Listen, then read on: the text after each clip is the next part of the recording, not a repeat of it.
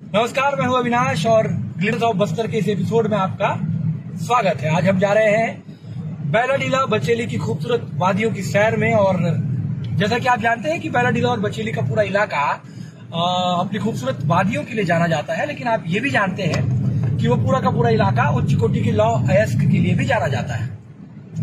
वर्ष 1954 के आसपास ब्रिटिश भूगोल विज्ञानी डॉक्टर क्रुकशेंक ने उस पूरे इलाके का भौगोलिक सर्वेक्षण किया था और उन्होंने जानकारी जुटाई थी कि इस पूरे इलाके में उच्च कोटि का लौह अयस्क है। और आप जानते हैं कि आज तक 1954 के बाद जब लौह अयस्क का खनन शुरू हुआ, आज 2021 है, लगातार उस पूरे इलाके में लौह अयस्क का खनन भी जारी है। और हालांकि वहां की खूबसूरती बरकरार है, तो न केवल उस इलाके की खूबसूरती और वहां का महत्व, बल्कि ये जो पूरा रास्ता है इसके बारे में भी हम आपको दिखाते बताते चलेंगे। तो आप चलिए हमारे साथ।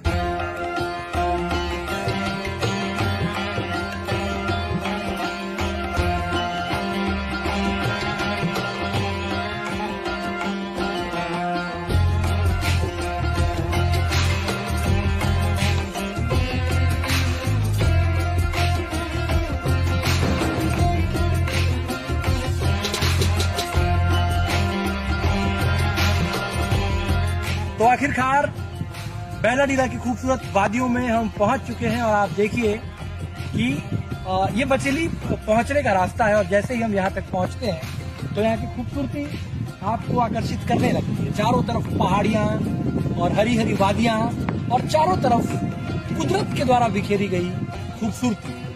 बचेली और बैलाडीला, आइए, आपका स्वागत है। बैलाडीला छत्तीसगढ़ राज्य में स्थित पहाड़ियों की सुंदर श्रृंखला है। यहाँ प्रचुर मात्रा में लौह खनिज पाया जाता है। यहाँ पर्वत की चोटियां बैल के कुबड़ की तरह दिखती हैं, इसलिए इसका नाम बैलाडीला विख्यात हुआ। ये एक औद्योगिक क्षेत्र है जिसे दो शहरों बचेली और किरंदुल में बांटा गया है। सबसे अधिक लौह खनिज आकाशनगर नाम की पहाड़ी पर मिलता आया है। आकाशनगर एक समय हिल स्टेशन पर मौजूद टाउनशिप थी और यहाँ एनएमडीसी के कर्मचारी निवास किया करते थे। समय के साथ इसे यहाँ से बचेली शिफ्ट कर दिया गया। यहाँ की सैर के लिए राष्ट्रीय खनिज विकास निगम की अनुमति आवश्यक होती है। ये पूरी की पूरी पहाड़ियां लोहे की पहाड़ियां हैं और अलग अलग पहाड़ियों में और पहाड़ियों के अलग अलग हिस्सों में जो खनन के बाद जो पूरा का पूरा खनिज निकलता है, उसमें लोहे का जो प्रतिशत है वो अलग अलग हो सकता है।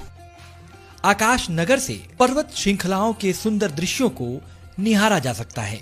ये इलाका किसी जन्नत से कम नहीं। अधिक ऊंचाई के चलते ये पहाड़ियां ज्यादातर बादलों से घिरी रहती हैं।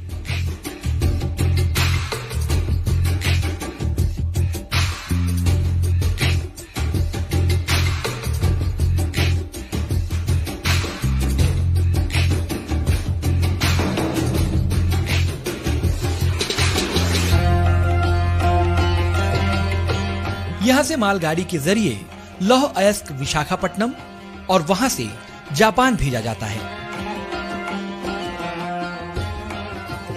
इसके लिए एनएमडीसी ने पहाड़ों पर अपनी व्यवस्थाएं बनाई हैं और कई कई किलोमीटर लंबे सुगम पहाड़ी रास्तों का निर्माण भी किया है। वर्ष 1968 में एक पहाड़ी जिसे निक्षेप 14 कहा जाता है, इस पर खनन की शुरुआत की गई थी।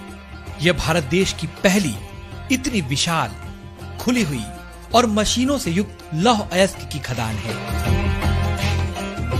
पहाड़ियों पर विस्फोट के जरिए पत्थर निकाले जाते हैं। उन्हें विशाल काय डंपरों में लोड किया जाता है। ये डंपर खनन क्षेत्र से लौह अयस्क को उस विशाल मशीन तक पहुंचाते हैं जो इन पत्थरों को पीसता है।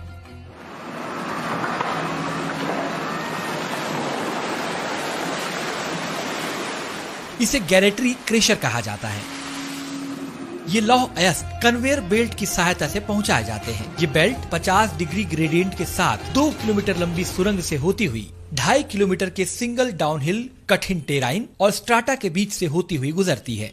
ये पूरा संयंत्र हम सभी के लिए गर्व का विषय है। बैलाडीला पर्वत श्रृंखला में एक विशेष पहाड़ी है जिसका नाम है नंदराज। ये छत्तीसगढ़ प्रदेश के पर्वतों की सबसे ऊंची चोटियों में से एक है और साथ ही ये आदिम समुदाय की आस्था का केंद्र भी है। इसकी ऊंचाई लगभग 3000 फीट है। बैलाडीला की कई पहाड़ियां अब भी अबूझ हैं और इनमें आदिम संस्कृति की महक आज भी मौजूद है।